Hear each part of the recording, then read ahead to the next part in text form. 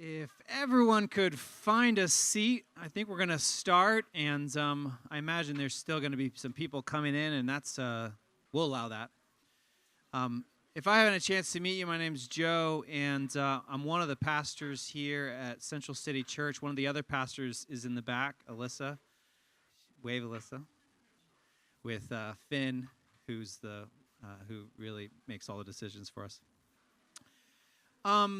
Just really humbled to have you here. I'm really excited to be able to listen to some stories, to be able to practice listening and empathy. And here at Central City Church, we want a church be a church that loves people well, all people, and it's something that we just take really seriously. And so Heidi is a part of our community, and runs LOVEboldly, and she'll tell you more about LOVEboldly, but we just really want to create space for her to be able to create an environment for our community to learn and to grow and to stretch, to hear perspectives, and then all of you who are guests, we're really excited you could join us as well. And so I'm just going to pray, and then Heidi will take it from here. God, we just thank you for being present. We're so glad that we don't have to ask it of you, or times we're about it, that you're just always present in the world, even in those times where we just feel like maybe you aren't. We just ask that your Spirit would work in our hearts, that you would kindle in us a deep love for one another, and that your Spirit would be present in our conversation and in our lives. In your name we pray. Amen.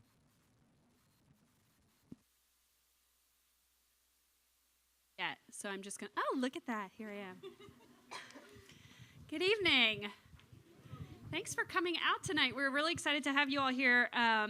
Some of you are familiar with LOVEboldly. Some of you are new to LOVEboldly. This is our first official sort of public event in Columbus.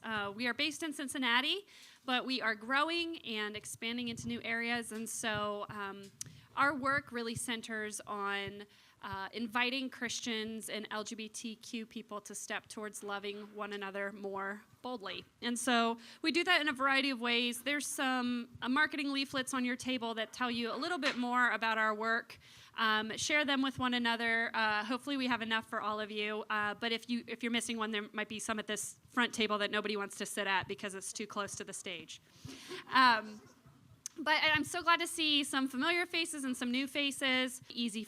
This conversation is one that is usually really easy for us to have, right? Super easy. And really easy to have with people who have different viewpoints than us, right?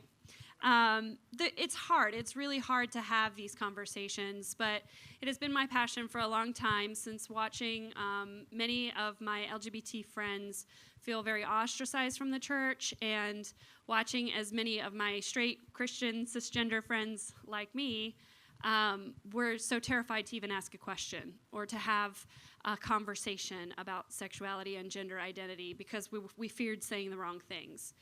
And in that divide, God really gave me a heart to want to force people to have conversations they don't want to have. So you're welcome.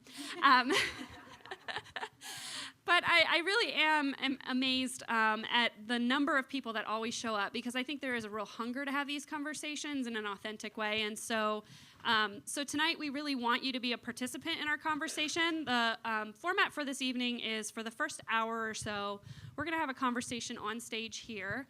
If you're wondering who these lovely people are, their bios are on the back of your program in front of you, and you can learn a little bit more about their theological perspectives, their work at the intersection of faith, sexuality, and gender identity, and some meaningful and fun structure, whimsical things about them.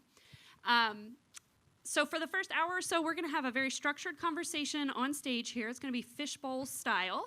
So I will pose a question to one of our conversation partners, allow that person to respond, and I'll be asking them questions that usually take about an hour to answer and giving them 3 minutes. So our lovely timer, Heather, over here, will alert us when we need to move on.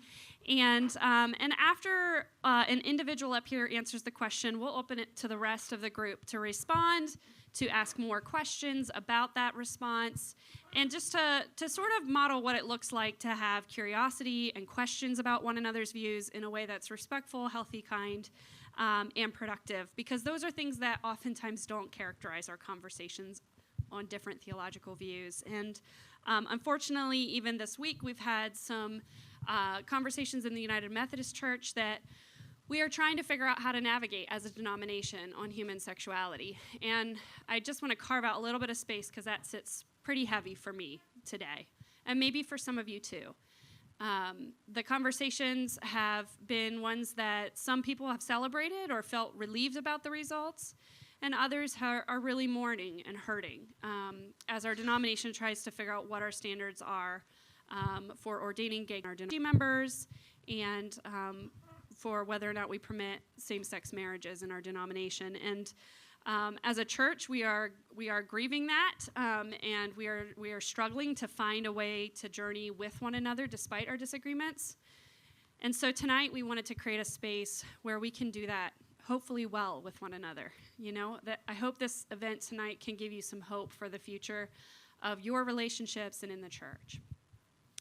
So I just want to recognize that on our panel here tonight, as well as in the audience with all of you, we have lots of different viewpoints. We have some folks who maintain more traditional and conservative views on sexuality and on gender identity, and we have other folks who are in a more progressive or affirming space.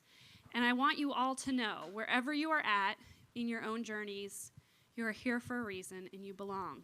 We need you. We need you here all together in this conversation. Because when we have conversations about one another instead of with one another, we get nowhere. And so I'm so grateful that you guys decided to show up to this space. It's not necessarily a safe space. It's really a brave space to enter that tension with one another.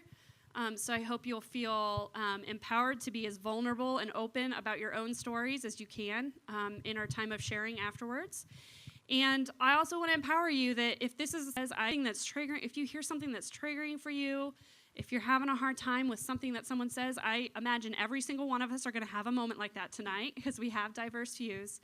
But just take care of yourself. You know, if you need to get up and walk out for a moment or grab a cup of coffee or go and pray with somebody, find one of us around the room. I'm sure there are lots of folks who would be willing to just sit with you and chat. So take care of yourselves.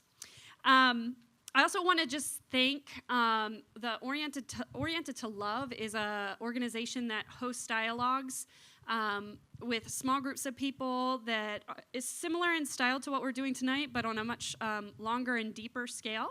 And so if this conversation seems intriguing to you and it's something you wish you could have with other people, whether you're straight or part of the LGBTQIA community, you can look them up. They have, I think their next one is in Chicago in July, and they've been gracious to share this model with us to let us tweak and fix to our own environment for tonight. So you can look them up, orientedtolove.org or something. It's on Evangelicals for Social Action's website. So to start off tonight, I think I thought it would be good for us to set some ground rules. I'm sure some of you saw some of the values that LOVEboldly holds scrolling through as you came in tonight. But these conversations are, like I said, not always easy. And so I know that each of you have had those experiences of it not always going well. And so I wanted to take time to, just for a few minutes, just share as you would, each of you, what one word or phrase might occur to you that that would help to create a space that feels safe for you to share your story and your perspectives. Is there a quality of our time together that you need from someone else to feel like you can have a good, open-hearted conversation? So we'll give just a few minutes. Heather, will you time this for us for about 3 minutes? We'll just brainstorm together what those qualities are and then pledge together to honor that with one another. So I'll start. Right, because you guys are all looking like you need a minute. And so for me, it's respect. right? That we don't have to agree, but we have to treat one another. We don't even have to, I don't even need to feel like my viewpoint is respected, but I want to be treated respectfully. Is this on? I would say empathy. So even if you haven't had the same experience as somebody, trying to kind of relate to saying, we've had previous conversations, this group, where things that people I've disagreed with have said, I was still able to kind of relate to their experience. And so I think that that's helpful for these conversations. I would say grace, just to allow us up here to make mistakes and be imperfect, and also in the conversations that you have one another to be imperfect, but just be yourself.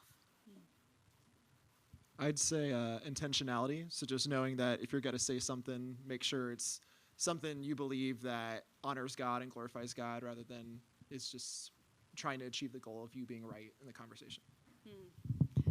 I don't know how to put this in one word, but what's important to me is that we recognize each other as just people trying to figure out how to faithfully, if we're Christians, people trying to figure out how to faithfully follow Jesus. There are no good guys and bad guys. We're just trying to figure it out. Humility is important for me, both to feel and to share in these conversations, because I feel like they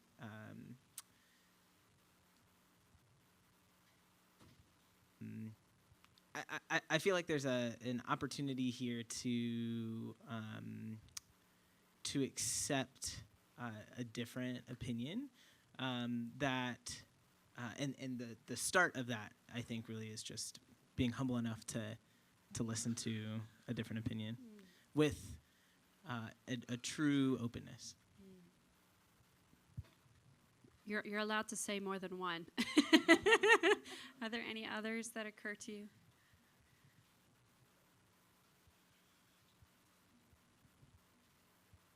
I would say transparency. I think that we are going to be very transparent as conversation partners here, and so just having respect for that transparency and the fact that we're going to open up in very intimate ways.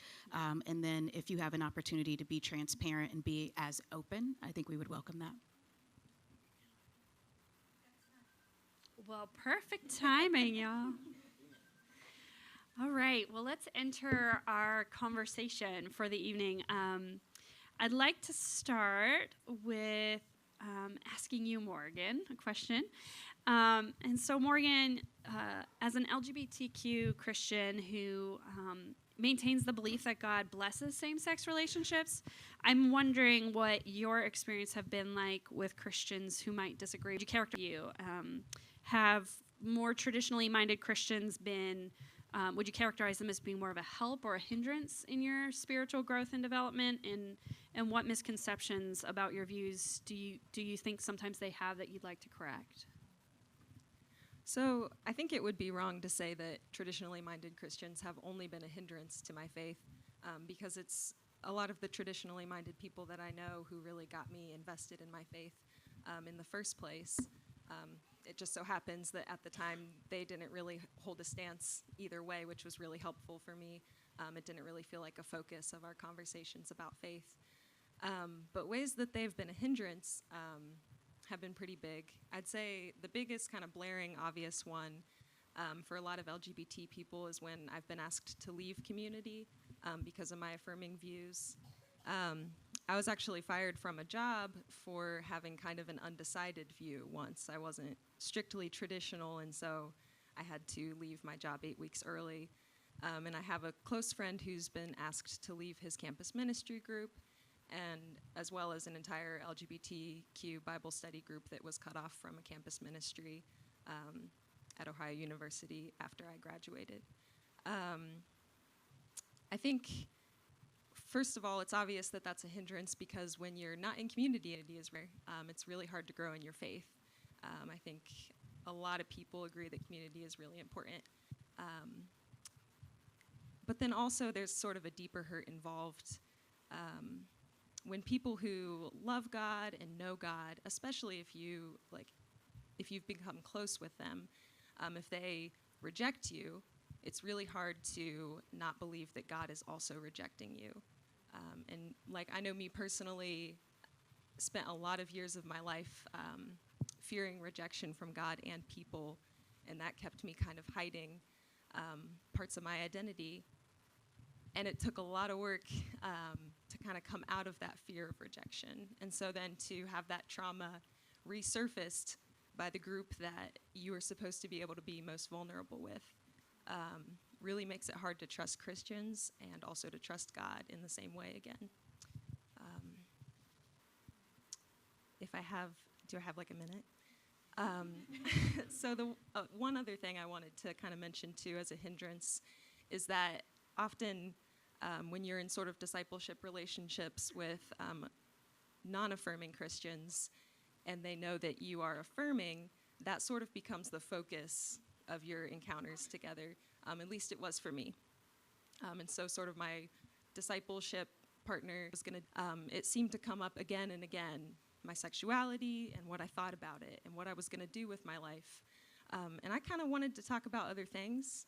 I think there's a lot more fruit of the Spirit to develop other than your opinion on sexuality. And one time we actually did talk about pride, and I thought that was really helpful. But then later, okay. But then later, she sent me a video of a woman who explained why pride was the reason that she thought she was gay. You probably know the video. And it's all well-intending, but that's really damaging. It sort of makes an idol out of sexuality and doesn't allow us to focus on everything else there is to know about God and ourselves. So floor is open for the rest of you to respond to that, ask questions, share your own experiences. I would just echo what you said about being reticent to come into relationship with Christians that you don't know.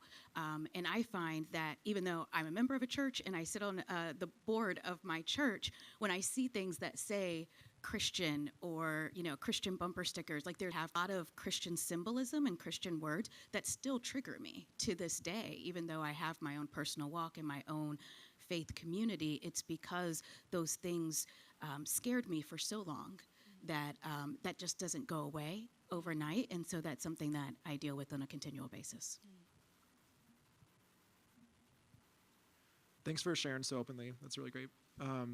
Have you had any traditional-minded Christians kind of like understand you better than that, or do you kind of feel like all of them were kind of at that level of like, sorry, we have to reject you because of this belief? Yeah, I think that people who I was really close friends with before it sort of became an issue in our relationship, that difference of opinion, in that case, it's functional. And we can have good talks about it, and I know that they know and respect me, and I know and respect them.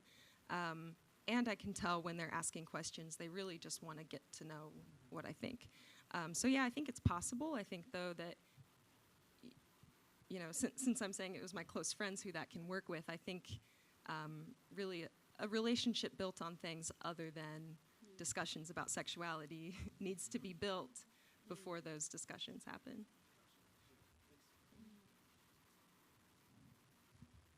Do you think there are other qualities about those conversations other than just being known for a long time that make a difference? Like, is there a way for people to have that conversation with you that isn't painful?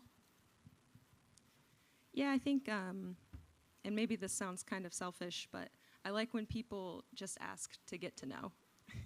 I don't like with real curiosity. Yeah, with real curiosity, and not really seeking to then go and explain their thoughts. I've had a lot of conversations where people ask me what I think, and then, okay, but what about this Bible passage? What about this, that? And so now most conversations I go in kind of thinking, oh, it's going to be just like that. And I'm pleasantly surprised when people are really just asking to understand. And that does happen. So that's good. Yeah, thank you. Well, for a little bit of a different perspective, I wanted Johanna to share a little bit. Johanna, you, some of the people in this room probably know how famous you are, Johanna. Johanna, you recently shared at the Revoice conference a popular talk and shared that as an LGBTQ Christian who maintains a more traditional view on same-sex relationships and holds that to you feel consistent with Scripture. You said something I found really striking, that you feel you've been treated both as a fool by the world and simultaneously harassed by fellow traditionally minded Christians for being too gay. So I wonder if you could share a little bit about that and how it has been for you sort of being in the crosshairs of both communities and how that's impacted your relationship with God, with others, and even with yourself. Yeah, so it actually really was well highlighted by the events surrounding the Revoice conference itself. I don't know how many people know this, but so Revoice was a conference for gay, same-sex attracted, bisexual, queer Christians who embrace a traditional view on sexuality to sort of get together and encourage each other, learn from each other. And we met in St. Louis, and a coalition of affirming churches and other organizations in St. Louis issued a denunciation, making sure that we knew that we were spiritually violent, unhealthy, and unwelcome in their city. We weren't proselytizing. The event had sold out 2 months ahead of time, so it's not like we were bringing in people off the street or anything. And that was really striking to me. And at the same time, the conservative churches were freaking out because they're convinced that we're all just pretending to hold a traditional view of sexuality so we can get the church to be sympathetic to us, and then we're all going to let our true colors, show and leave our spouses and start doing whatever. I just, that level of mistrust and fear, and it bowled me over from all sides. And that was, I'd say I felt that throughout my Christian walk, but that was certainly a very intense experience of it. It's been painful. Spiritually, it's been painful, but I think ultimately helpful.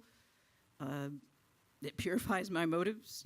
I no longer struggle with people-pleasing like I used to because I make absolutely nobody happy.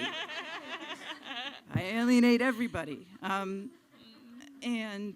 it's driven me over and over again, to God, to the one who really, hopefully, fully sees and knows my heart. Because, I spent a lot of time being misunderstood, and I can't remember. I was going to say one other thing. In relationships with other people, it's hard. I wish I could particularly figure it out, but I can't. My family of origin is not particularly Christian, and they do not understand what I am doing with my life at all, and that's hard. I feel it's hard. There's a lot of places that get it. I sought out LOVEboldly because I was trying to just talk to people who either one side or the other of me isn't going to freak everybody out, or if it doesn't, freak them out, then we're going to be anxious about it and not be able to talk about it. So. Yeah. Gold star. What does that bring up for the rest of you as you hear Johanna sharing that tension between the two identities? What thoughts?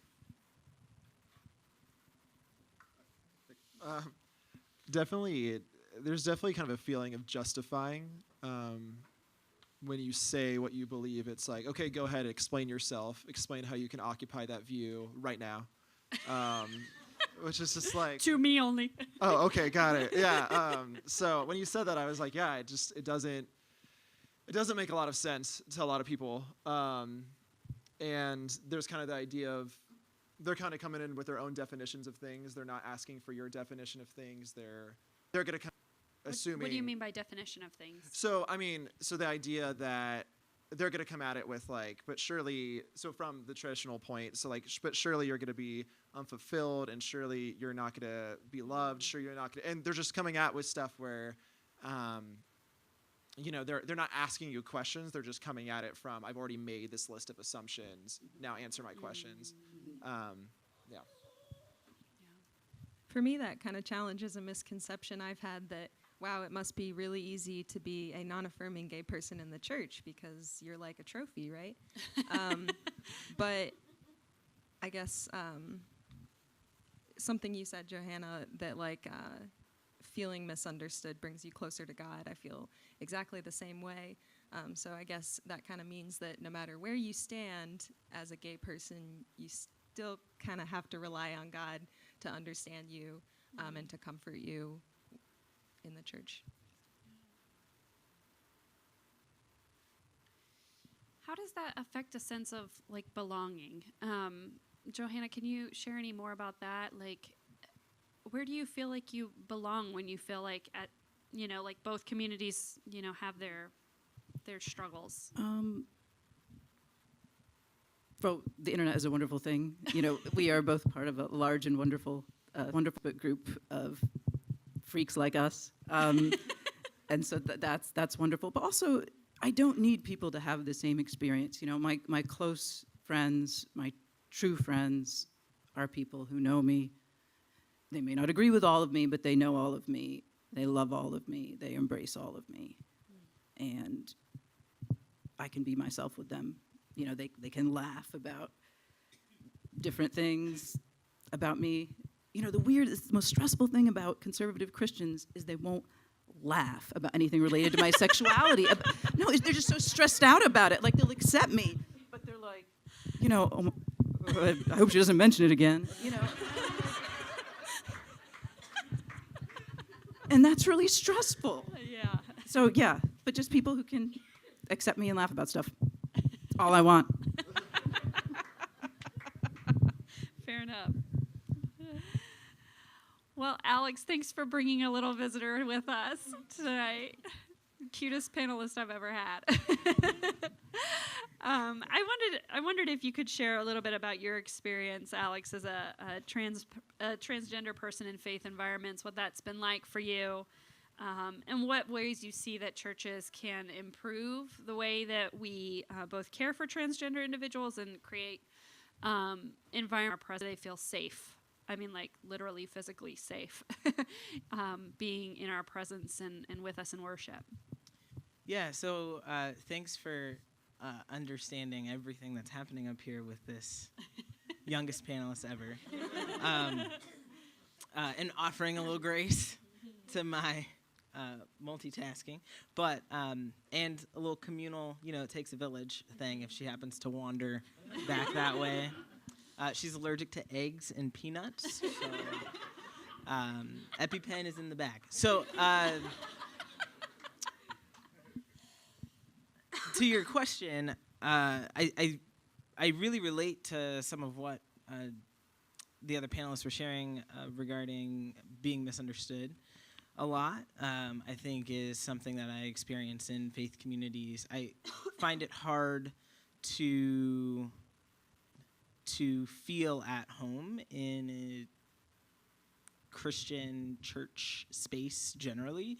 And I think that's partially because of my gender identity, partially because of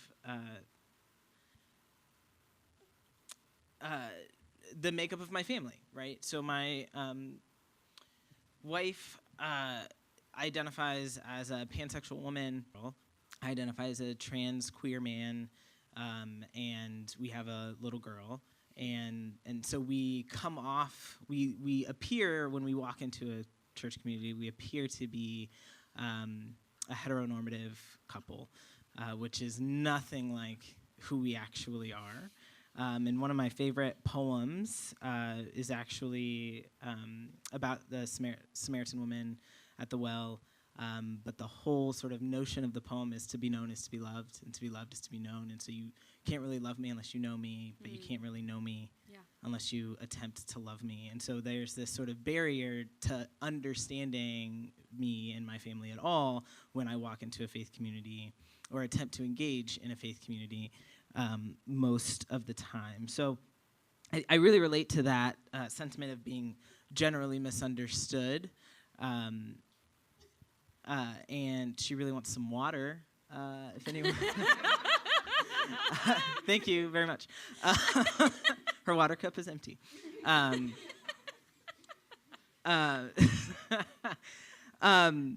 I really relate to that sort of sentiment of being misunderstood, which makes it difficult to fully engage or connect in a community of faith. What can communities do better, I think, is to try to learn all you can about, and not make some of the more typical,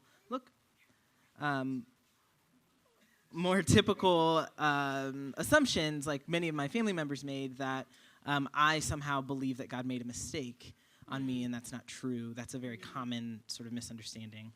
I believe that I could not do what God is calling me to do unless I was willing to be entirely and fully who God created me to be, and part of who I was created to be is trans. And so I don't think God messed up. I think I am, by being trans and living into my trans identity, fully embracing my call to ministry. And so things like that, taking the time to deal with your own misconceptions, but then also recognizing, one thing that happens a lot for trans families is that the partner who is not trans, often gets the questions that are too uncomfortable to ask the trans person, which, it's just as uncomfortable to them as well.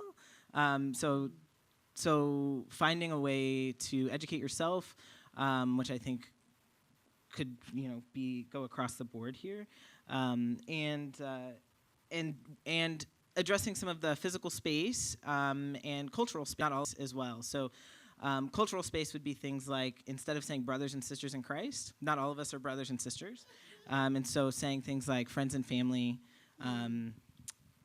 or to my Christian family. There are lots of phrases you can use, and I'd be happy to help with some of those phrases, but generally just not being sort of tied to those traditionally gendered phrases that we use a lot is a cultural thing. And then space, the obvious space thing is bathrooms. Like, don't make me go to the bathroom in the back corner of the basement. I would like to pee in peace like everybody else, and so if I could do that in a convenient space, like as convenient as it is for everyone else, that would be helpful. But making sure that the members of the church are also comfortable with, because I'm not, it's not a secret that I'm trans. If you get to know me, you will find out very quickly. So to be, to not be sort of gawked at or obviously making other people uncomfortable by using the restroom, things like that. Sort of addressing all of that before I get there, that would be lovely. Any questions or comments you all would like to add to that?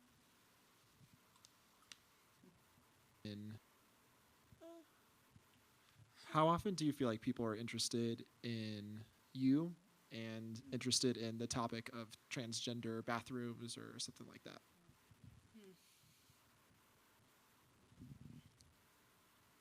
I'm a little biased in my answer to that question because of the work that I do. So formerly worked for an organization called Equality Ohio. So every day I was talking to somebody about what it was like to be trans in Ohio. In the context of faith community, how often is also difficult because most of the time I have held some kind of leadership role in the church. So for me, it's all the time. It feels like all the time. Which I think gets to something you were mentioning, that at some point it would be nice to talk about something else. And eventually, I think I tend to get there in my relationships within the church. But then there are, past relationships that never really reestablished themselves after I transitioned because it was too uncomfortable for them to figure out how to engage with me. Now that I'm no longer a woman, I think one of my closest mentors actually said to me, so how did like all of, am I just supposed to pretend like our entire relationship didn't happen? Or would it make you uncomfortable if I brought up like the things that happened while you were a woman? And I said, no, I was a woman for 20, in my life, there are a lot of things that happened, and a lot of them were great. And some of them weren't, but I would like to, those things brought me to this space as well. So there, in a lot of, I would say it just comes up a lot. That's the easy answer. So you've shared a little bit with me, but I'm curious if you can speak a little bit more to that piece that you shared about, if you don't embrace your trans identity, you can't truly embrace God's call. Can you share a little bit more about what you mean by that? Yeah, so another way I say it sometimes is that I'm a stronger feminist as a man than I ever was as a woman. As a woman, I was raised to be a strong black woman. My great aunts, are one's a dean at Howard, another one is just a author and like evangelist, and they're just really like the women in my family. We are a very matriarchal family, and so I was raised to be a strong black woman. And so when I was asked, feminism was like, whatever, like the world is mine. That's kind of how I felt.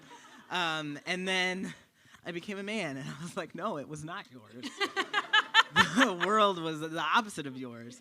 But now I can recognize all of the ways in which men are prioritized in our society, and all of the ways that all of the things that I really was saying as a woman.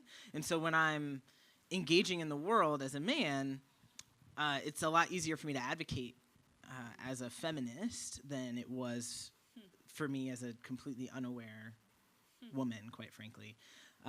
That's an example of how kind of what that plays out like. But generally speaking, without my experiences, or to kind of like tie it back together, it's not general at all, but without my experiences as a woman in the world, I would not be the man that I am, and therefore could not do the things that God was calling me to do. If I was born a man, the world would look different to me entirely. And so the things that God is putting on my heart to do in the world, there's no way I could possibly do them. Thank you for sharing that. I think I may have neglected to mention this, but you will find some white sheets of paper and pens on your table in the middle.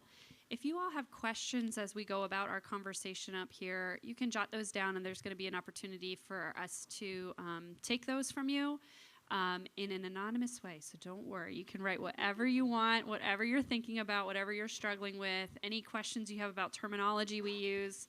We want to make sure that we can answer your questions, and we really do value those. So please don't be shy with that. A little bit of Siobhan. We talked a little, Alex led us a little bit into a little bit of a conversation on race, but I wondered if you could share with us a little bit more, since we are in Black History Month, and because this conversation does intersect so much with conversations on race, and because there's so much intersectionality at play for people of color who identify as LGBTQ. I wonder if you could just share a little bit about that. How have you seen conversations differ between some of the communities that you've been in that are historically Black communities versus a fairly white community that we have here? Would you be having these conversations in some of those communities, and what are the unique challenges? Yeah, I would say that we don't have these conversations in the Black community, in the Black straight community or the majority community. That's not something I've experienced. I've actually been in spaces as an LGBTQ advocate where we have attempted to bring in different pastors, Black pastors specifically, who to talk about these different things and their viewpoints, not in a way that would target them, but asking them to come and share and hear other people's viewpoints, and we will hear yours, and literally could not get Black pastors to show up, unfortunately. And in our journey, my wife and I were looking for a faith community here in Columbus. What we pretty much were confronted with were a bunch of affirming churches that were predominantly white. And I'm talking like in the 90% white type of, and a lot of things come with that. I grew up, my wife and I both grew up in black churches. There is not that we need to be segregated on Sunday, but we know that we are very segregated on Sundays. If you've never been to a predominantly black church, there tends to be a different feel. Sometimes it's louder. I like that part. My wife, not so much. And there's a certain type of energy and charisma that I was used to in a black church. Growing up in a black church, I was raised Pentecostal apostolic, so you can imagine I was used to a lot of charisma, and I wanted that. I wanted that to be part of my Sunday experience. That's my personality. I wanted that to be part of my community, and so once I got to the point where I could, like my identity as a queer lesbian and my identity as a black woman and my identity as a Christian, I finally got all those to come together. And then it was, okay, great. Am I going to be able to find a community where all of those can come together and play out very naturally? Thankfully, I have found a community. It is not a 100% black community. It is a mixed community, but it was so that beautiful and welcoming and affirming from the moment that I walked in that race didn't play a factor. And there were other black faces there when I walked in. It is, no matter where you are, church is no different. It is never easy to walk in and be the only face that looks like yours, ever. And then when you add on top of that the fact that you are queer identified, so you're a queer identified person walking into a spiritual space, that is also scary. So you have that intersectionality, that combination of situations that can make church shopping quite daunting for you. So I would truly, truly, truly love to see more conversation in black faith communities about sexuality and gender identity. Why? Because we know that there are black folk in the black churches who are LGBTQ identified, and it is I know the family members myself. I know the people who go to majority churches where they don't talk about their sexual orientation, or they sit through sermons where their sexual orientation is essentially held up as this huge thing to be ranted against. And that's not healthy. That's not spiritually or emotionally healthy. And more than anything, I'd love for everybody to come to my church. I'd love for everybody, but more than anything, I want everybody to be spiritually and emotionally healthy and not to be suffering abuse on Sundays. That is the last place that anyone should be suffering abuse, especially those of us who are already particularly marginalized and oppressed black queer folk. Right. Thank you. So I'm curious, Alex, if you've had some similar experiences, if you could speak to that as well. Did what Siobhan share ring bells for you as well? It did, for sure. So when I part of my work at Equality Ohio was faith specific. So I actually started my first position there was as a faith organizer. And so one of the things I did early on was reach out to every pastor I knew. And one of those pastors was my childhood pastor, who's a black man, leads a predominantly black congregation, as in, like, when I was growing up, my dad was the only white guy. Like the only white person at all in the whole room. So please, yes. And so I reached out to him and I I had never heard him say a single thing about homosexuality being a sin or any of that. All of his children went to this like specialized fine arts high school. And so they were bringing home some friends who were not straight, we'll put it that way. And at least like a couple, So there was a part of me that assumed he was supportive to some degree. And so I reached out to him and I was like, will you sign on to this thing? And his response was not supportive, but it was it was very sort of stark standard. It was basically, I can't do that right now. It wasn't, I don't agree with that. I think you're wrong. It was a very quick one sentence response. I can't do that for you right now. End of conversation. End of conversation. And so I think that to me is the sentiment that I've always gotten from the black church, that there's not, we just don't talk about it, right? We just don't talk about it. Even if we know that everybody in the room is talking about it somewhere with somebody, right? Everybody, literally everybody in the world is talking about this to some degree right now. And so for the Black church, I think to just pretend like we don't have to talk about it, especially in a public way, is, I think, misleading, and it's not, like, we're not feeding ourselves the way that we should be. We're not preparing ourselves to go into those conversations out in the world. We're learning how in a Christ-like demeanor if we don't talk about it with the people who are supposed to be learning how to be Christ-like with us. What do you think are some of the barriers to those conversations? There's a huge societal barrier. When I first started coming out, a family member of mine literally said to me, that's a white thing. So, I mean, Black people don't do that. But I have seen this play out in my family and in close family friends a number of times, and it's my understanding. I grew up with an understanding that being LGBTQ was a bedroom thing, and that's all it was, and there was no opportunity for relationship and living and like this thing being your life and being in relationship or having marriage or having community with people. It was simply a bedroom thing, and it was a bedroom taboo, and if you did it, you didn't talk about it, and then we just pretend like you didn't do that thing. And I think the white part maybe is that people were being seen as whole people. LGBTQ people are whole people. We live whole lives. Yes, there are things that happen in the bedroom, but there are things that happen in everyone's bedroom, and that doesn't make us any different than anyone else. And beyond that, I'm not really sure. Perhaps I think that there is a lot of discomfort in the church, perhaps even more in the Black church, about sexuality generally. I don't think we have nearly enough conversations in the church about sexuality, particularly since we have so many rules about it. I think it's very strange that we have so many rules about a topic that we won't actually talk about.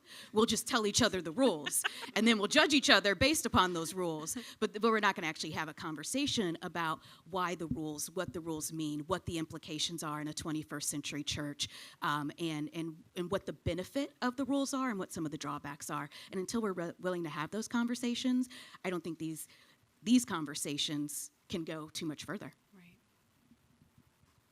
Did I interrupt a question you were going to ask? I had one, and hopefully this is not like a super lengthy open-ended question. Because you have 10 seconds. Yeah. So something that I've wondered is, as a gay person, my minority status is kind of hidden and only needs to be told when I want to, basically. Like on stage in front of a bunch of people you don't know. Like now. It's not something I like to tell.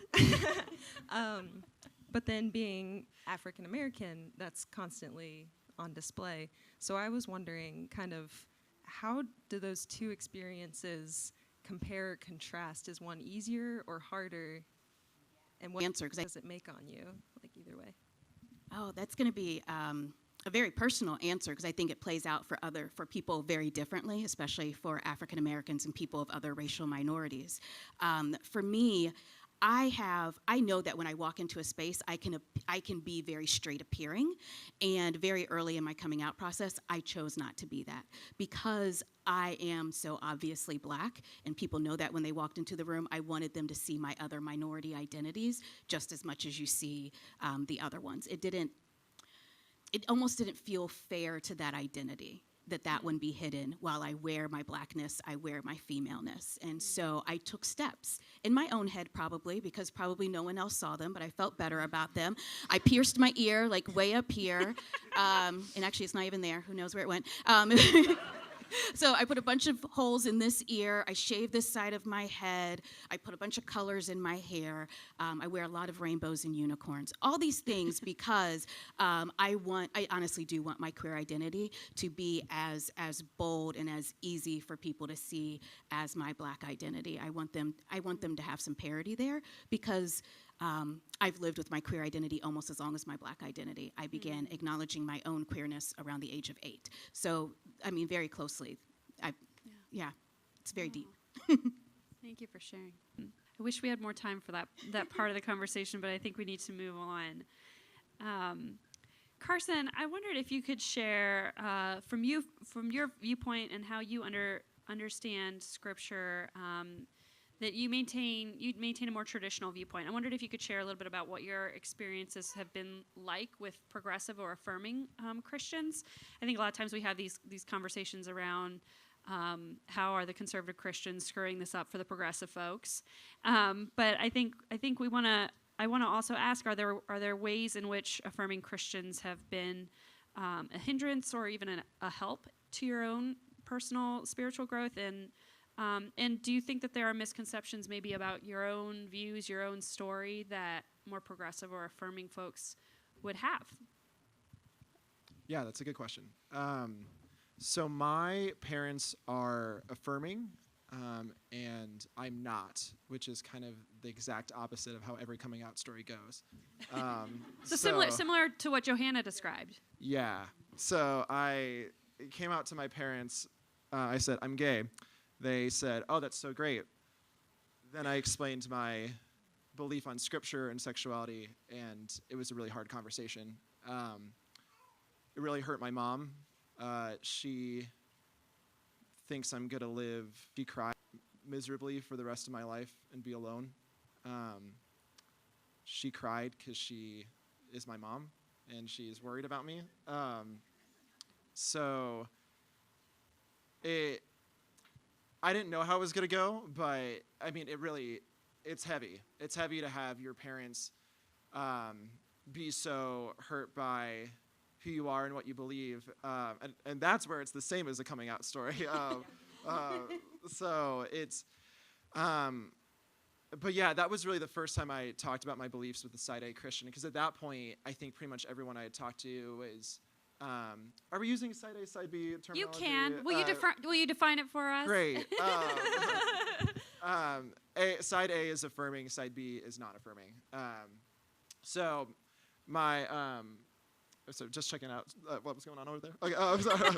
Adorable baby. Check. But yeah, so because at that point, all the Christians I'd been interacting with were either side B or just kind of like on the fence. But that was the first time I had like shared my beliefs and had a strong pushback from one of the people closest to me in my life. So that was hard, and that led to even harder conversations down the road. I think in terms of my parents helping me with stuff, I think what I believe, they really just kind of forced me to refine my views and think more critically about what I believe, because they kind of showed me when you share your beliefs, there are consequences.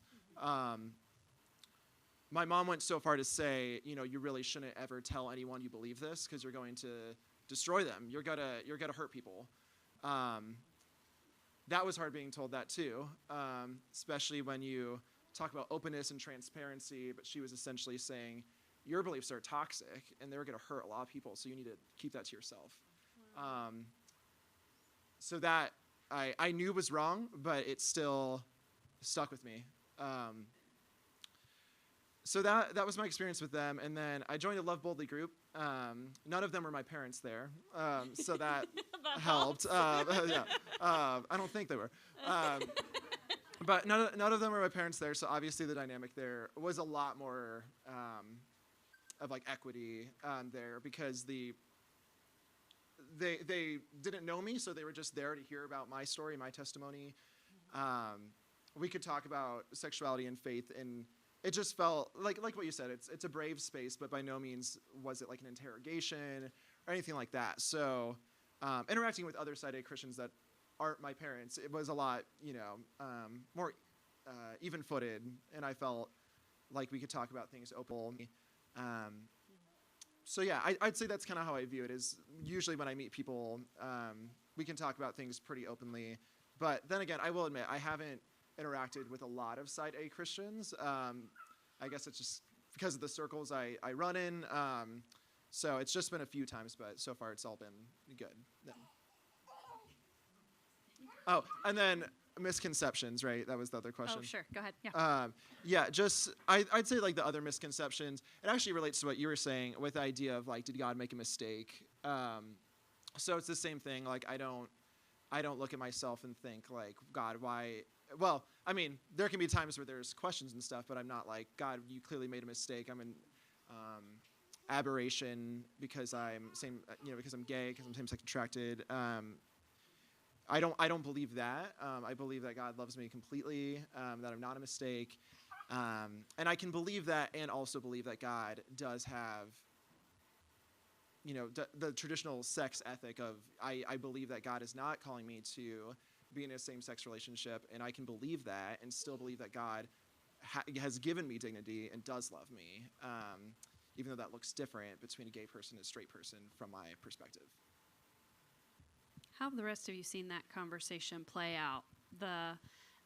There seems to be a lot of tension between sort of this feeling from the side A or more affirming viewpoint that those who maintain that more traditional perspective, that sometimes those stories are used against more affirming people, or even sort of painted as if, oh, those poor side B people who are very self-loathing, and we need to help them out of that. And then on the other side of things, sometimes more affirming viewpoints are painted as like not really caring about scripture or not really caring about your faith as much. How have you all felt the tension of those differences in your own lives as you've observed other LGBT people reaching different theological conclusions than you have?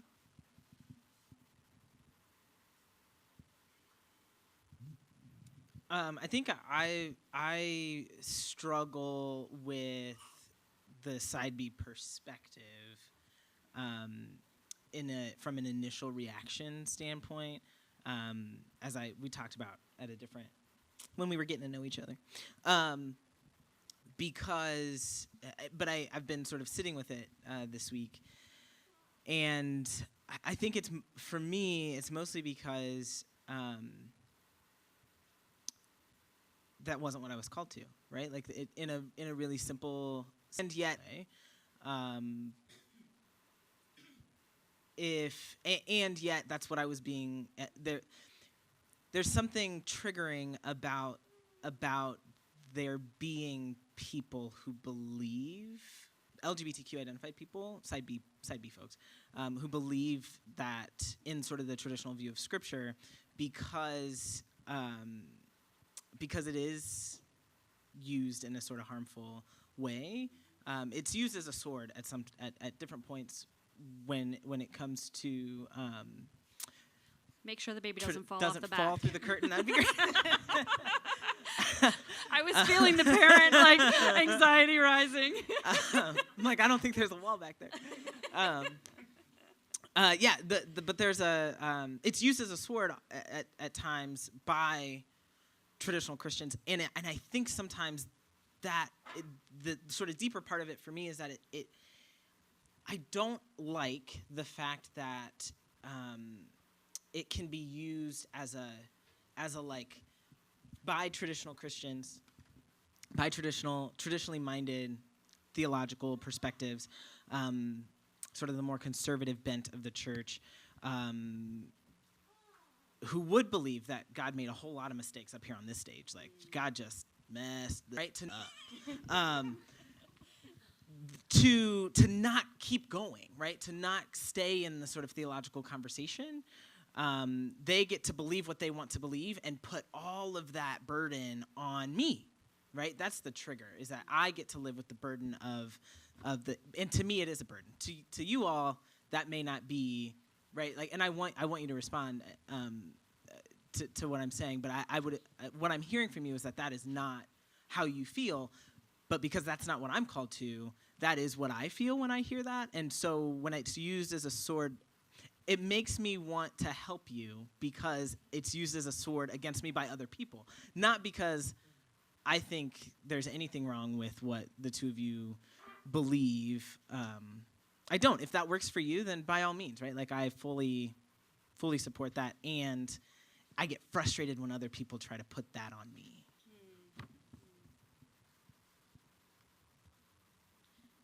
Can I just say that when you were describing your mom's reaction, my mom had the same exact reaction. So let's just say, we have that in common, right? My mom was also, it's that same, no, why would you say a thing like that or do that? And that's horrible. And whatever you do, don't tell anybody. So we have that in common. You have your own closets. They're slightly different, but And none of us Yeah. are making everyone happy, to Johanna's point, that we are all upsetting someone with our existence. awesome. Gotta love that. I do want to second that. I'm a huge people pleaser, which is great putting me in front of a lot of people. You're welcome. I'm like, how are my jokes doing? Yeah. Yeah. See, that one got good laughs. All right, I'm doing okay. But absolutely, I really have had points where I'm like, God is doing some work here because he is forcing me to have a testimony that's not comfortable to share, that makes people feel uncomfortable, that forces me out of my comfort zone and leads to some really good conversations. And I want to stay in my comfort zone a lot, and he's pretty much given me no choice. So it's good. It's good in that way, but also not easy. Mm-hmm. I think I just want to ask one follow-up, and that is, as I know, especially from the side B perspective, sometimes your stories can sort of be, Alex kind of alluded to this, sort of usurped and used as like a story that, look, this LGBT person is celibate, or look, this LGBT person is married to the opposite sex, and so you can too, for a small price. How that, and that I think we can all understand how that would be hard for a more affirming view to hear. But I wonder what that's like for you all to have your stories used in that way.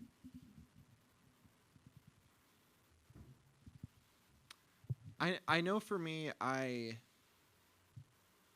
it's a little hard to answer, only in that I've never personally seen my story used that way, if that makes sense. But just thinking about the concept, yeah, I would obviously want to interject and say there's a lot more to it than that. I'm not a headline. There's a lot of details there. There's a whole story to read. And my close friends know that, and I share about struggles with it. They know what it feels like to feel different and weird and feel like there's not a place for you. And being single in general can be hard. And so then when you add this to the mix, it can make it harder. And so I know there's a lot more details there. And so if someone who doesn't know me well goes ahead and just says, yeah, sure, I know him plenty. I see 3 bullet points about him. Time to use it against someone. Yeah, I would say, again, like, don't just read the headline. Open the article. There's a lot more details there. Right. Yeah.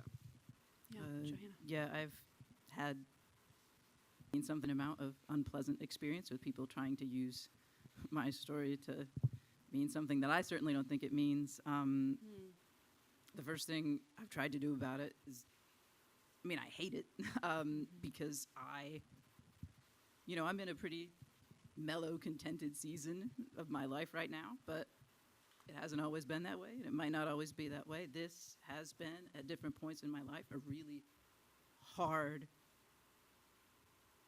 issue, something I've really wrestled with God over. And so I tell people that. I tell people, like, no, this isn't just... It wasn't always pretty. If it's ever pretty, it wasn't always pretty. You are asking, here's what you're asking of people. If they don't feel that's what God is calling them to, that's... You can't just go around nonchalantly laying that on them. And the other thing, to sort of counteract that, I found that people were... that's why I started using LGBTQ, specifically the word gay, again, after not using it for a bunch of years. Because I felt it was my way of being like, everybody would talk about, her background. Do you know what she came out of?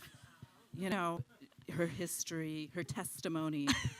And I'm like, no, this isn't that. I'm actually still gay. Like it's not in the past. Yeah. And this is actually an ongoing, if you want to make up a little story about, how about what your little fairy tale that you think happened in my life, that's one thing. But, Right. so I try to confront people with the reality. And, I try to make my story as useless as possible.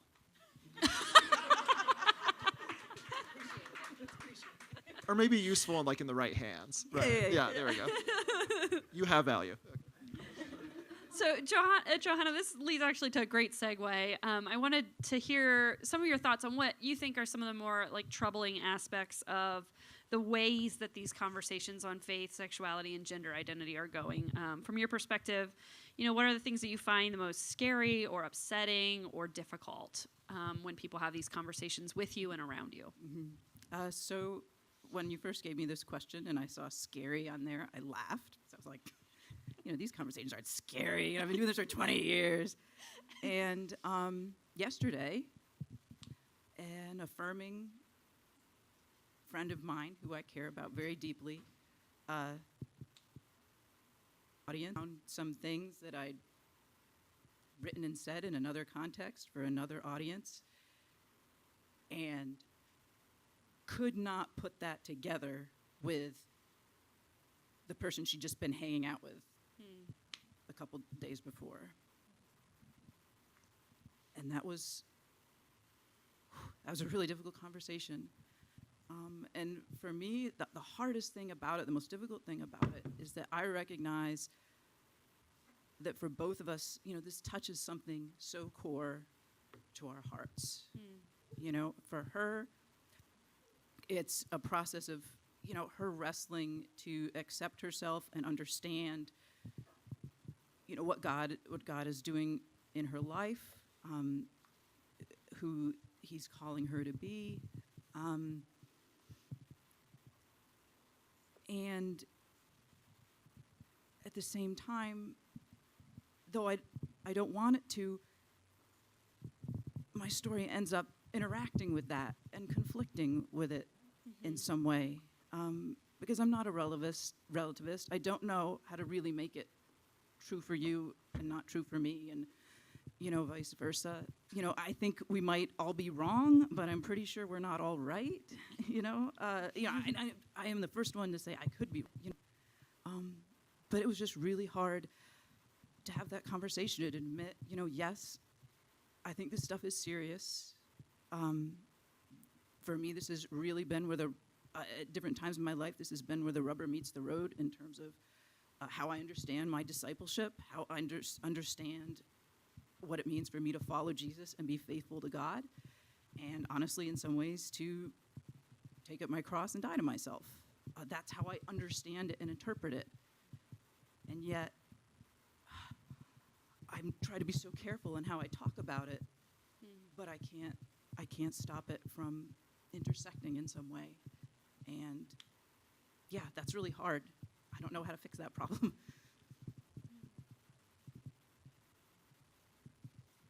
Kind of connects to what my mom was telling me, was the fact that, there's consequences when you share a story.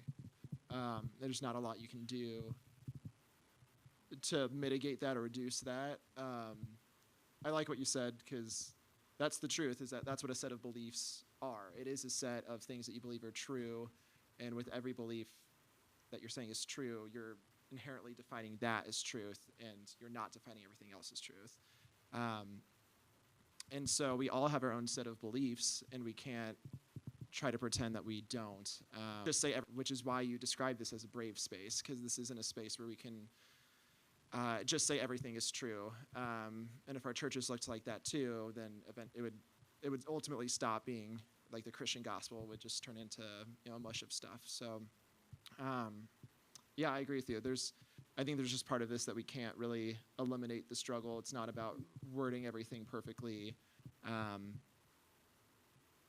There's just part of that it's like the consequence of having that set of beliefs. And I think you're, like a kind and loving person who wants to know people of differing viewpoints. That doesn't magically make it go away, which is hard, because we're usually taught, like, be loving, be kind, that will solve it. But yeah.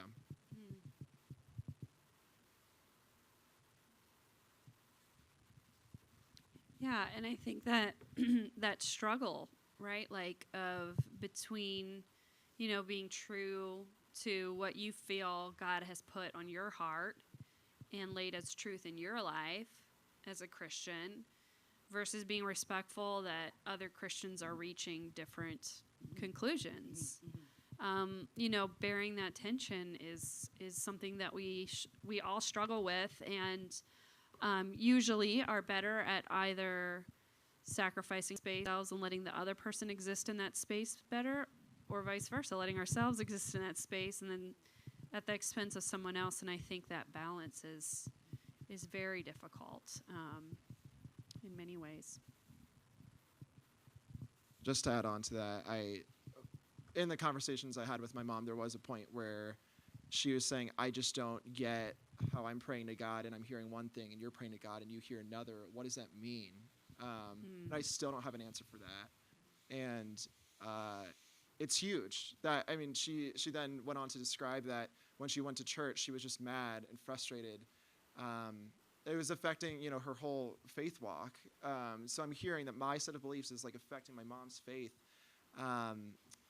And yeah, it's incredibly hard. What we're talking about is a worldview. It's not this arbitrary set of beliefs that we just grew up with. It's not just a cultural thing. It's the heart of who we are. And that's why we're getting together and talking about this, because this is a topic that cuts deep. There's no way to make it not cut deep. So yeah, I just wanted to add that's kind of like some of the damage that can be caused. Yeah. I just want to echo that. I mean, that is one of those things that, as I think many LGBTQ folks have experienced, is causing pain in those who love you. And I can, speaking about moms, I know that my mom thinks I'm going to hell. And I'm a mom myself. And I can't imagine living with that belief about my own child. I mean, that's horrifying. And I don't like being the thing that she is grieving, even as I am still alive. That is a burden that I live with and I carry, and I'm hearing that you live with that burden as well. And it is a difficult thing. I would like for nothing else than for my mom to believe as I believe, that I am a child of God, that I will be with Jesus in heaven, that I was born this way, that God created me just like this, and everything's going to be okay. Because I want to take that burden away from her the way it's been lifted from me. And I think many of us want to do that for those that we love and we've seen hurt by our coming out, or by what they believe our coming out means for our spiritual lives. And so that's interesting that we both carry a very similar burden, despite the fact that we are living out our sexual orientation in very different ways. I think, though, something that is helpful for me to think about is in Romans, when Paul is talking about, people think disagreements between people, understanding that, and maybe some people think this is an issue where it doesn't apply, but understanding that each man is honoring God to the best of his ability. And so one man could be honoring God by drinking wine because he thanks God for it, and another is honoring God by abstaining because he believes it's impure. And that's kind of helpful for me to think of it that way, that God focuses more on the heart than necessarily people's actions. And then I have an easier time not being triggered by people doing things differently than me. It's beautiful. Well, I think that's a good place to leave us, in a little bit of tension, right? So at this point, we're going to transition. So let's thank our conversation partners first.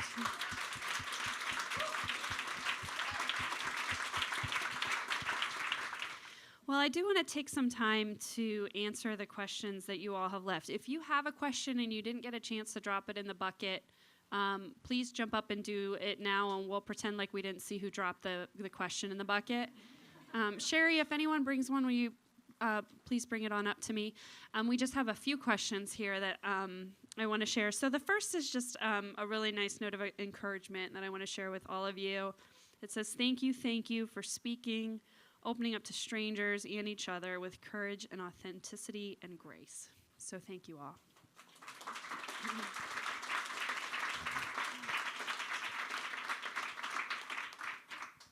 Okay, and then this question says, diversity of sexuality was represented tonight, as was diversity of gender identity.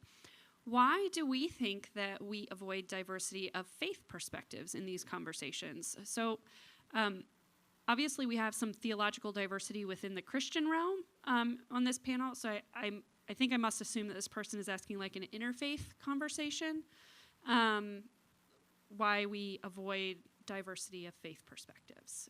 Any thoughts on that? I have a couple, I think. I'm also an introvert, so I'm going to process and speak at the same time. I think there's something. I think it gets back to the worldview conversation we were having a little bit. There's something so deeply profound about a person's belief, and the fact that like when I'm in conversation, one thing that I will say often, when you get to know me more, is that I do not feel called to engage in a theological dialogue about LGBTQ identity. Like, I don't care what you think about the 8 passages that everyone wants to tell me should make me different. And at the same time, I do. It's not that I don't actually, that I'm not interested. It's that I don't want to feel like you are trying to change me, and I don't particularly feel a deep desire or call to try to change what you believe about that. And I think there's part of the reason that I avoid the conversation altogether, and it took Heidi at least 2 years to get me to sit in this seat, is because when I do engage in that conversation, and then the person on the other side of the table, the person I'm having the conversation with, sort of breaks that trust of the conversation and does start trying to change my mind or jumping in, I can't, how do you believe that? It really shakes my spiritual belief system to its core. Like, now what do I do, right? Like, I have to go all the way back to, like, finding myself, like, grounding myself in God again. And I just don't want to do that all the time, right? Like, that's a hard journey. And I did it, I've done it a few times, and I don't want to do it regularly. And so the reason that I personally, I think, avoid sometimes diversity and faith perspective is because I don't trust the other person to be okay with what I think. And even if I know that I can control sort of my natural desire to be like, oh, I just want to, like that. If I can enter into the conversation differently, I don't necessarily trust that they can. Whereas and that's really for me specific to Christian dialogue. When I am in interfaith spaces, I actually don't struggle with that as much. When I'm in interfaith spaces, there's something about, like, I want to know what they believe, and I want them to fully interact in their faith in that space. Like, if I'm a version of leading an interfaith worship service or something like that, or I'm part of an interfaith worship service, like, I want you to talk about your version of God, and I want to talk about my version of God, and I want it to be okay that we have different understandings of who God is. And that's okay, because I think there's a divide, like, there's a cognitive difference between my Christian and your Buddhist, right? But if I'm Christian and you're Christian, now we're getting a little, there's a little, so there, I don't know. I struggle with it for that purpose, but I think for me it comes down to trust. And when that first series of questions up there, like, what made this work, is that I knew that none of these folks in this space, and I trust that most of you in this space would follow this as well, did not come here with the intent to change my mind. Thank you. But can I just add to that? Please. So I was actually part of a dialogue project that was interfaith. I think they started out focusing on Christians, but it was about LGBTQ issues. It started out as LGBTQ issues in the church, but we ended up having Buddhists, Wiccans, a Vodun priestess, Baha'i, Orthodox Judaism. I don't think we ever had any Muslims, but we had a lot going on, and it was great. I wouldn't have thought to put it that way until, you sort of mentioned it creates more space for everybody. Like when it's an interfaith dialogue, you're setting a tone of, you're bringing you and I'm bringing me, and we're just laying it out there, right? And it really did open up a lot of conversations that I think, would be harder to have. And the other thing I was just going to say really quick is that, like, I feel what you're saying, depending on how close someone's Christian tradition is to mine. So if you're like, really, really progressive, and all over your theological beliefs, then, you can tell me you're affirming, and I'm like, yeah, whatever. But, if you're an evangelical and you tell me you're affirming, then all of a sudden I'm like, whoa, I've got to like size it up, right? I've got to, what do they know that I don't? And, what are they getting wrong? And there is, like, the closer somebody is to us, we do feel that sort of tension in that. This conversation. Thank you so much. I wouldn't have thought of it if he hadn't brought that up. Well, it's almost like these conversations are easier to have with strangers than with your family, right? Like, it's easier, the further out from your own sphere of regular interaction somebody comes. I mean, y'all have conversations with perfect strangers tonight. Could you have those same conversations with your sons, daughters, husbands, wives, sisters, brothers? I mean, that's hard. That's hard at a different level when it's personal. Yeah. Okay, so this person says, Paul says it is for freedom that Jesus has set us free. He also says that some of us have thorns or burdens that we bear. And so how did you or do you discern where you get to live free and where you still have to carry burden? It's an easy one to answer. What a great question, though. I mean, do you have ways in your own lives of discerning what are those things that God is asking you to take up as your crosses, and what are those things that God is saying, you know what, it's okay? So for myself, one of the things that I've done, I have been through in and out over my years of being a Christian. I have thought all kinds of things about where am I called to be free, and where am I called to experience something as a burden, as a thorn. One thing I do is I've asked myself, when am I my best Christian self?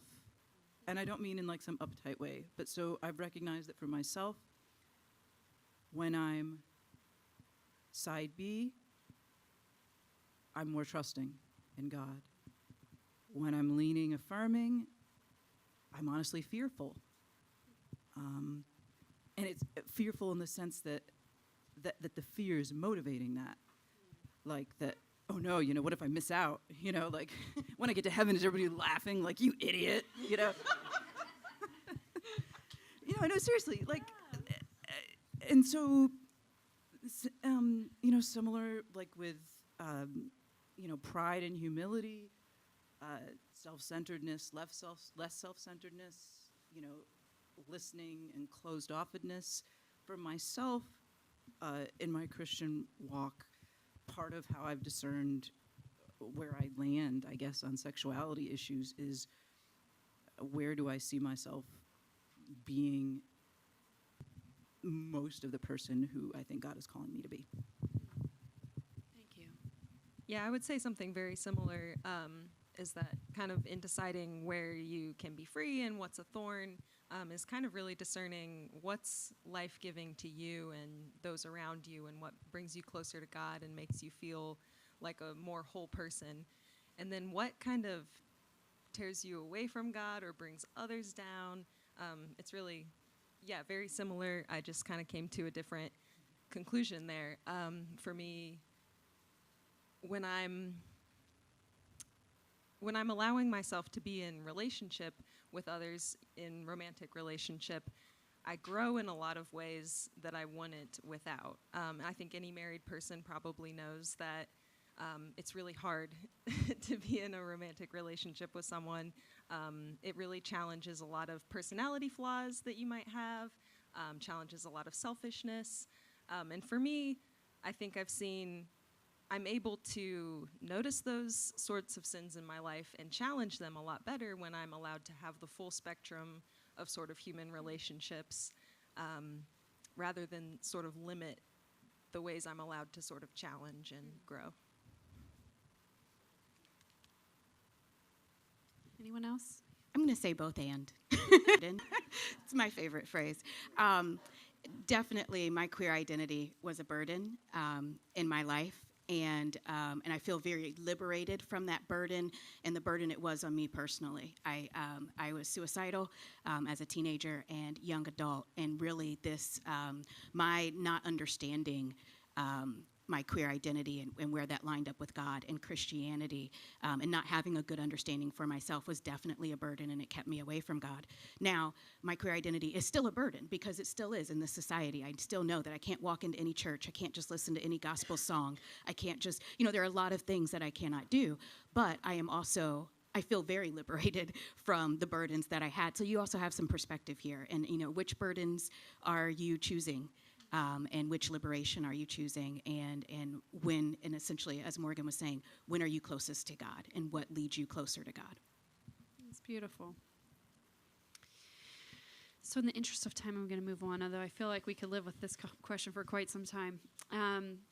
This person says, is there a moment that you may have had with someone who was inspiring or encouraging in keeping the conversation going for you? Specifically something that might encourage us to engage and how to engage with loved ones.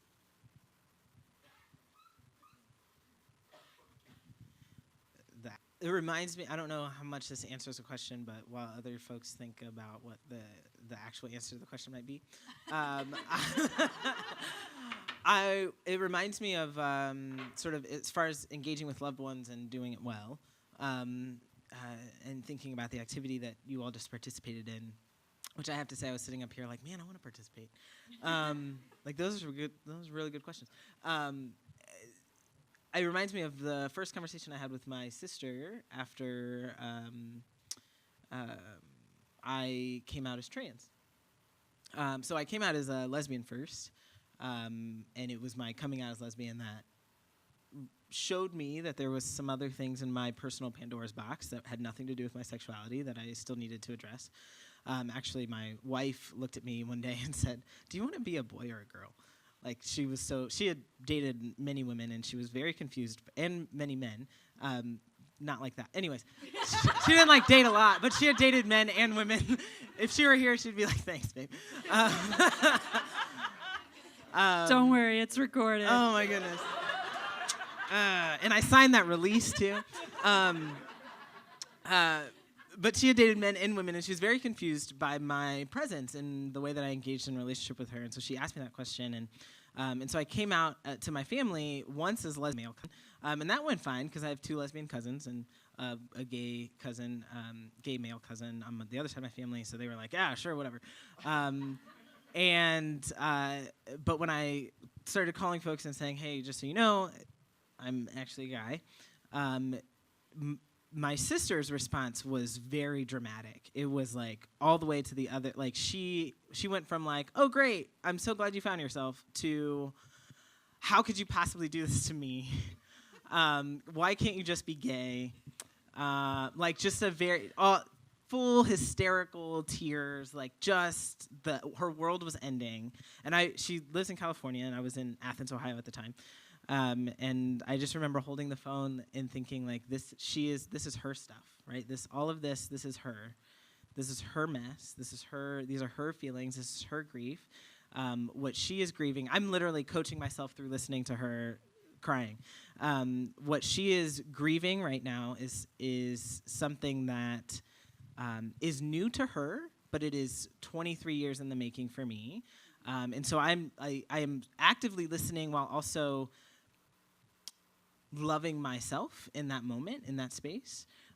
Quite frankly, if we were face to face, I don't know how that would have gone. She's my brother and dramatic. I've seen her throw things at people. She broke her own foot once. She was so mad at my brother. Like, she's very, it's just this, she's big. Everything is huge. Everything is huge for my sister. And so I don't know if this actually would have gone well, but I told her over the phone intentionally because I know everything is big for her, right? So I did what I needed to do to care for the other people, the people around me and the people who I cared about, to put them in the best place possible to receive the information, and then gave them space to deal with it, while also making sure I was taking care of myself in that process. And not everybody got all of that from me, right? The people who got, I think there were like less than 10 people who got that much energy from me in my coming out. The rest of you, like, suck it up and deal. But those 10 people deserved all of that space. Like, when I told my in-laws, who are Republican, conservative, Catholic, Christian, like the whole gamut of things that aren't me or my wife. And they needed a certain amount of space, but I wanted to stay in relationship with them deeply, and so I approached it differently. And so I think that for me is how I chose to care, but that is not something, whenever I tell that story, I always want to make the point that it is not the LGBTQ person's job to do what I chose to do. So if an LGBTQ person comes to you and comes out and you have a similar reaction, it is not their job to make you feel better about them being LGBTQ. Like, they are who they are. It is your job to respond as best you can. And I chose to do a lot more for them. I was also a youth pastor at the time. Like, there's something sort of deeply ingrained in me to care for the people that I care about in a particular way, and so I chose to do it that way. But I don't think I think it would be irresponsible of me to say that without the caveat that it's not everybody's responsibility, every LGBTQ person's responsibility to do that for you. I feel like one question that's helpful is just, how are you feeling about all of this? Because that honestly can get lost in the shuffle. It sounds like such an obvious question, but it really can get lost in the shuffle with theological viewpoints or just, sharing how exactly you came to that conclusion. People can just forget to ask, like, how are you feeling right now in this moment? Because, like you're saying, I mean, the end goal is to love the person. The end goal is not for you to take your emotions and fling it on the other person and make it their responsibility to sort out your emotions. The goal is for you to love that person. So to love them means to care for them. How can you care for them unless you know exactly how they're doing? Also, I feel like if they sound confident and sound like they've rehearsed it 1,000 times, one, it's probably because they rehearsed it 1,000 times. It's almost like it's a hard thing to talk about. So if it sounds like if they sound confident and rehearsed, it's because they probably didn't want to be like a blobbering mess in front of you. But chances are they're probably really scared, and so they're looking for someone to ask, "How are you?" I feel like I kind of put on a confident front, but I mean, I was so nervous, I was shaking. So I'd say try to lead with that rather than immediately dive into, okay, I have some thoughts about what you just shared. Because if you go straight into I have some thoughts, that's where it can immediately from the get-go feel like, I don't feel like your goal right now is to be there for me. I feel like your goal is to make sure your viewpoint is known above all else. When my wife took me home for the first time to Louisiana to meet her Southern grandmother, that was a scary moment. Yeah. And this really was the first time that my wife had brought home a woman to her home. And she adored her grandmother. I mean, and her grandmother was the matriarch. And she made her reenact the proposal in front of her. We were engaged at the time. And at some point, Granny said, "All right, she's a Nelson."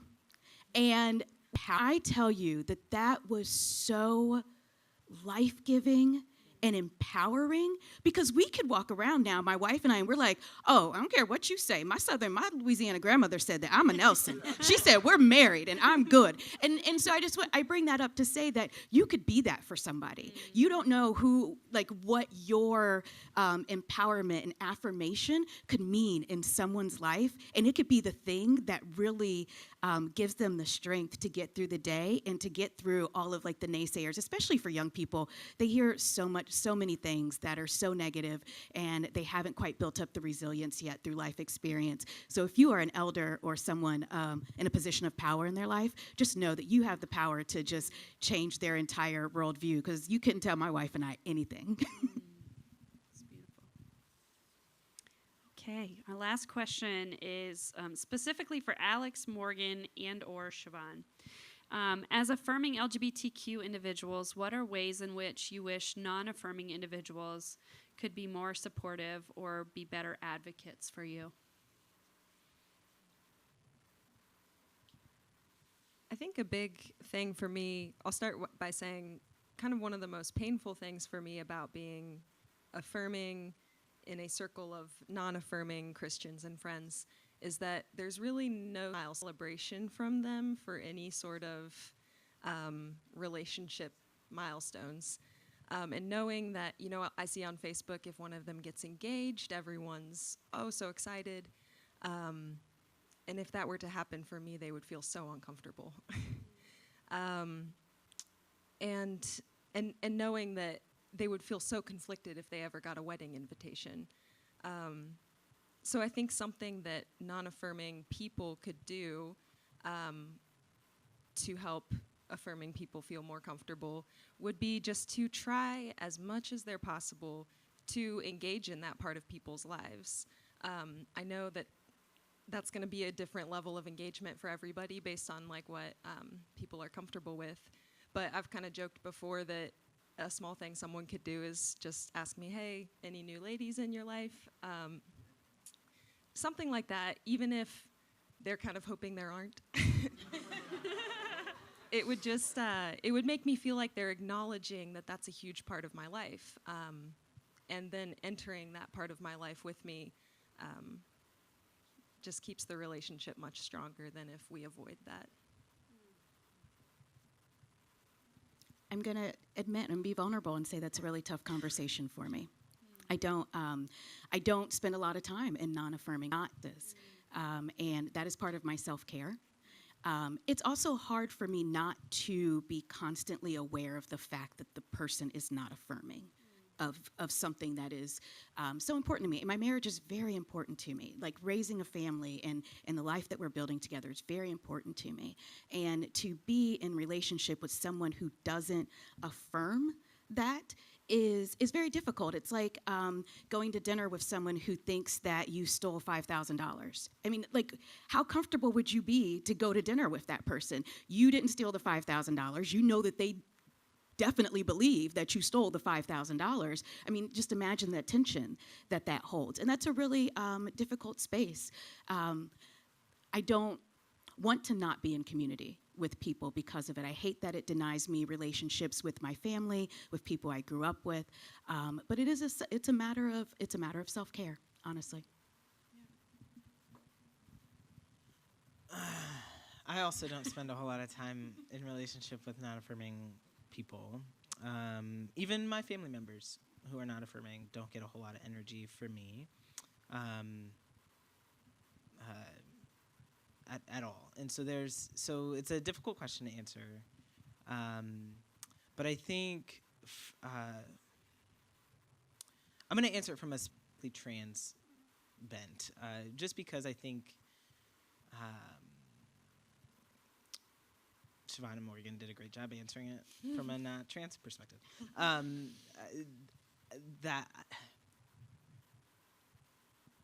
But I think it also relates to other LGBTQ identities in that don't try to erase me. Find a way, figure out how to be comfortable with who I am. If you got to practice your pronouns, practice them. Like, I don't know, practice some, I don't know, do whatever you got to do. But like pretend like you're talking to me on the phone even though you're not. And like, or tell somebody else about me, mess up in another conversation. 'Cause I'm pretty forgiving. Like, there are some folks in the room who could say that they've misgendered me multiple times, and I love you all still. It's okay. Like, it's fine, because we've known each other for 10, 12, but long before I transitioned, right? So it's okay. And to the best of your ability, try not, because when you, right? And definitely don't do it on purpose. Because when you do it on purpose, I don't have patience for that. I don't tolerate it. I can't tolerate it. Because of that little one who was running around up here. What you would do to her understanding of her whole world is not something that I'm going to allow you to put on her. That's just not happening. And I made that decision. I put up with a lot more than I used to before she showed up, and I can't anymore. And so, non-affirming folks, like, figure out how to engage or don't engage. I want you to engage, but make it your job to engage in a way that is affirming of my existence, even if you can't affirm my theology. Because I will affirm your existence. You're sitting right here in front of me. You are a child of God, as am I. I can do that for you, and I need you to do that for me, even if I disagree with what you think. So it's interesting to me about the way that the two of you answered that question is, it seems to me that you're talking about people who have, and I think really deeply hurt you with their non-affirming views. And I think the final question I'd like to end on is just to try to understand whether it is just the theological view itself that has hurt, or is it the way in which that has been delivered to you? So, for instance, in your example, Alex, if a more traditionally minded Christian were to try to be respectful and use the right pronouns and be honoring of that, and if every conversation wasn't about sexuality and why you're doing it wrong, what are there people who maintain those views that treat you with dignity and honor? And if so, what's the difference? Is that enough for you to maintain good relationship? I think what makes the relationship hard is actually not the person's fault. But unfortunately,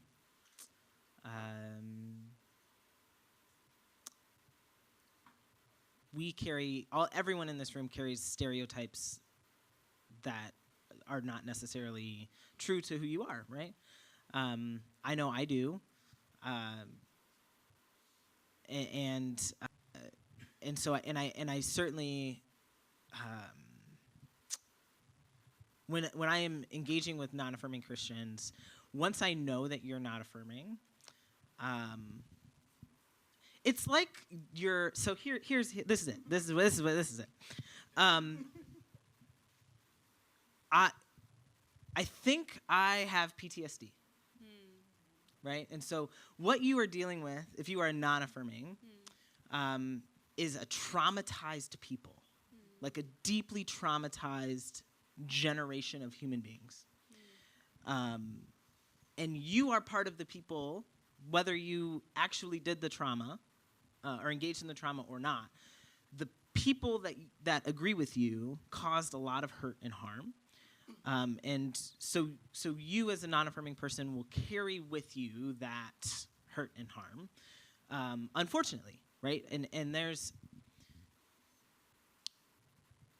there are things that I, as a traumatized person, can do to try to heal my own trauma. There are ways that folks have engaged with me with dignity and respect and honor and acknowledgement and love that has overcome that, where we have been able to build trust, and I know that they don't fully agree. It does sort of season our relationship a little bit, but it doesn't define our relationship entirely, and so we can maintain relationship. It's different now.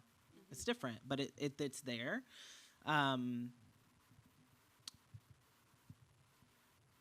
of those folks, quite frankly, just had to apologize, right? Had to acknowledge the fact that there was this thing that they didn't do, but there's this stuff. And like, I'm sorry that people who believe the way I believe have hurt you. Or I'm sorry that I did this thing that hurt you, even though it was 20 years ago and we didn't even know each other. But I was part of that. And that acknowledgement, the apology, can help sort of move us past that.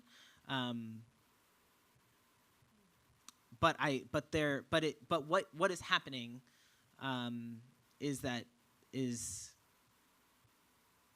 is your existence gives me anxiety. Like, immediately my heart races, my palms sweat.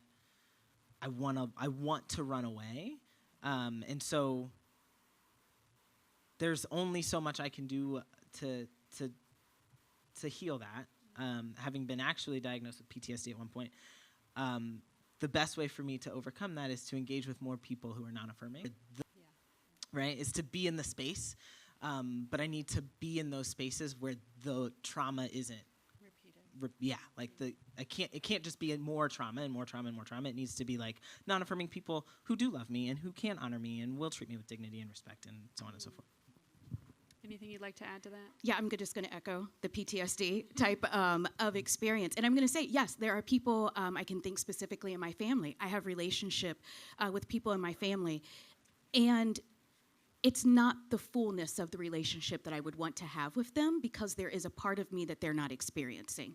There is the most important relationship in my life, my wife and my son. Those are the most important relationships in my life.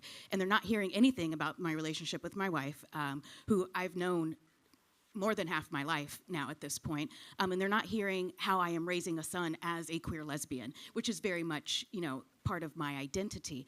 So there's a shallowness to the relationship that I grieve even as I am there with them, having a conversation or talking to them, because there is a constant policing of what is coming out of my mouth. Because the last thing I want to do is hurt that person or bring up something negative or bring up something that's going to make us uncomfortable and is going to taint this conversation in a negative way, because I so desire and I so miss the relationship. Nothing more than to be able to call you or come over your house and just sit and tell you about all the things.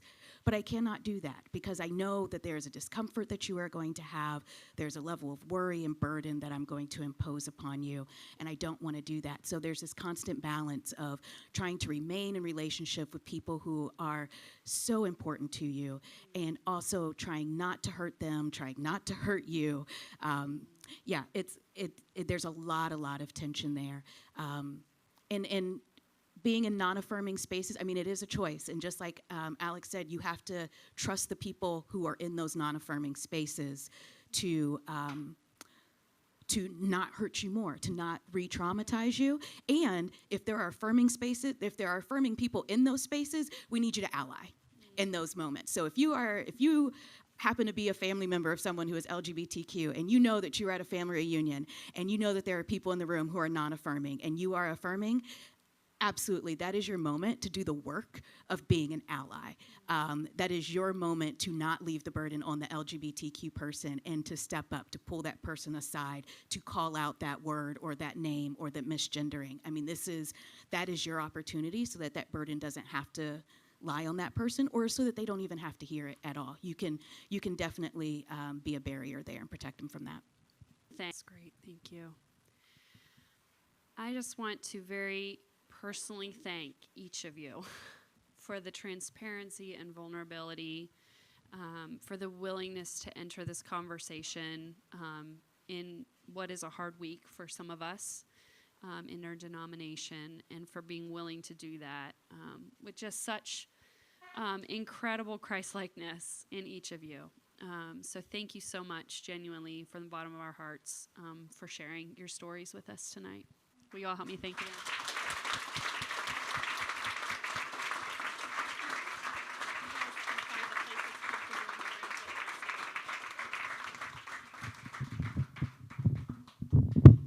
So I want us to have a little moment together.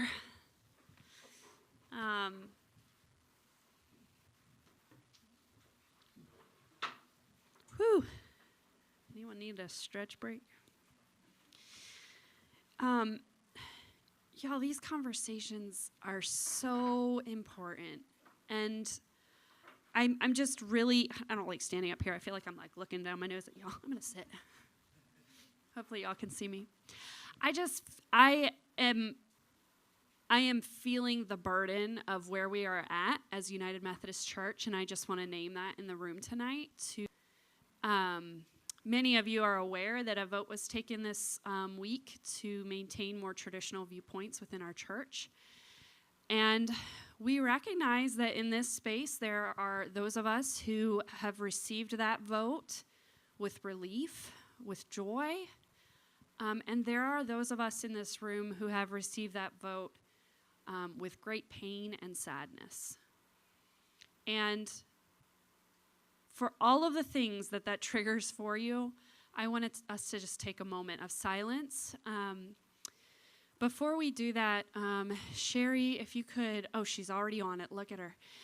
Sherry is passing out some worksheets that are basically an opportunity for you to be thinking and to be prayerful about what the next step for you might be.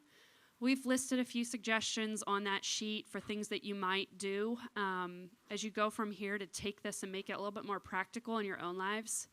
There's lots of other options, y'all, and don't feel constrained by the suggestions. So whether it's just having some prayer time or having a conversation or whatever it might be for you that God might be laying on your heart to do as you go from here. These conversations are great, they're important, but if we leave and we do nothing different, what good have they done? And so we wanted to give you a moment to think thoughtfully about what the next step for you might be. And we would love to know what that might be. When you write it down, you're more likely to do it, right?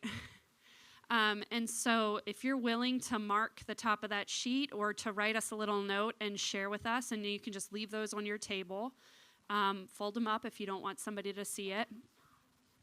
There's also some information on there about how you can give to support the work of LOVEboldly. And also, if you want to sign up for our mailing list, there's no pressure. But this event, while it's free for you, was not free for us. We're grateful for Central Cities sharing their space and their resources with us to make it happen. But these events typically cost a little over $1,000. So if this has been helpful to you in your own journey, we would appreciate you showing us that.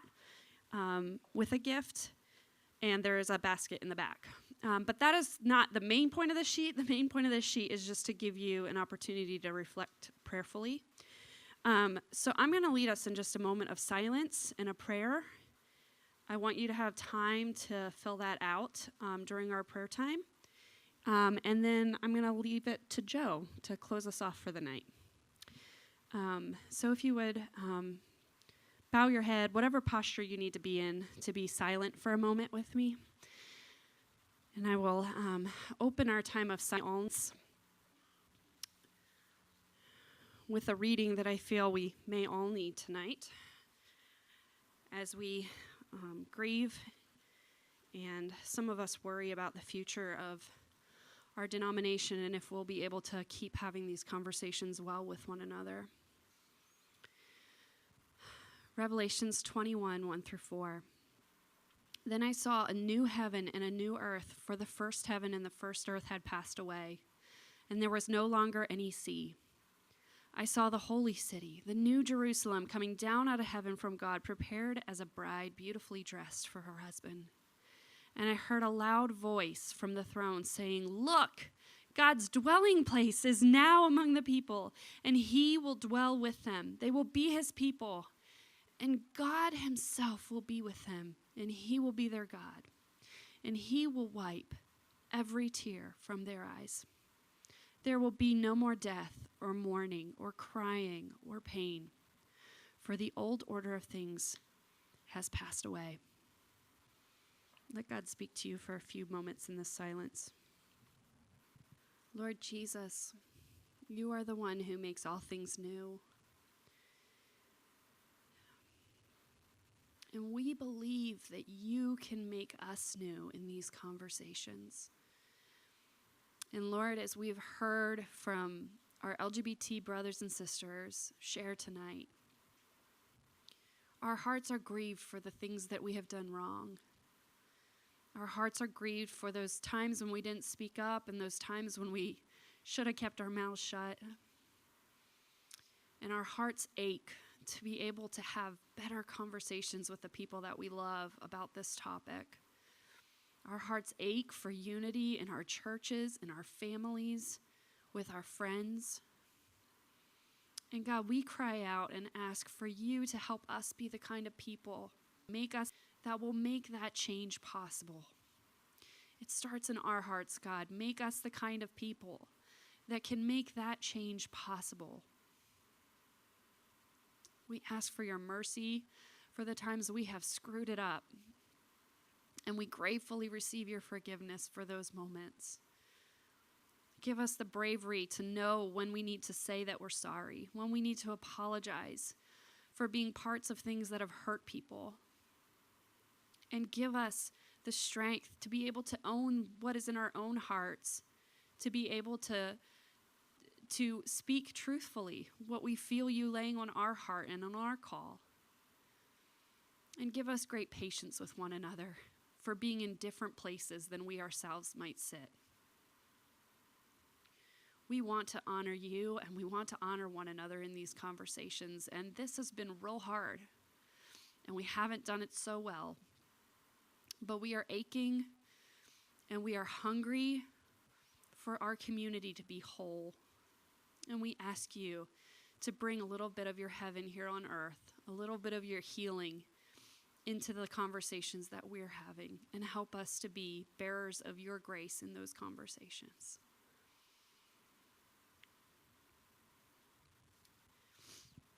I want to leave you a blessing. May God bless you with discomfort at easy answers, half-truths, and superficial relationships so that you may live deep within your heart. May God bless you with anger at injustice, oppression, and exploitation of people so that you may wish for justice, freedom, and peace. May God bless you with enough foolishness to believe that you can make a difference in this world so that you can do what others claim cannot be done. Amen. Joe, will you come and close us off? Yeah, thanks so much, everyone, for coming. I just want to say that, depending on your experience of church, a pastor is probably the last person you want to talk to, but I am, if you ever are interested, I'm going to make myself available and any of our leaders here. And for those who are part of our community already, so thanks so much for taking time to be a part of this and to listen and to engage in conversation. I look forward to catching you in some other formal or informal setting and chatting some more about all this. So thanks so much for coming, and get home safe, and we'll see y'all later.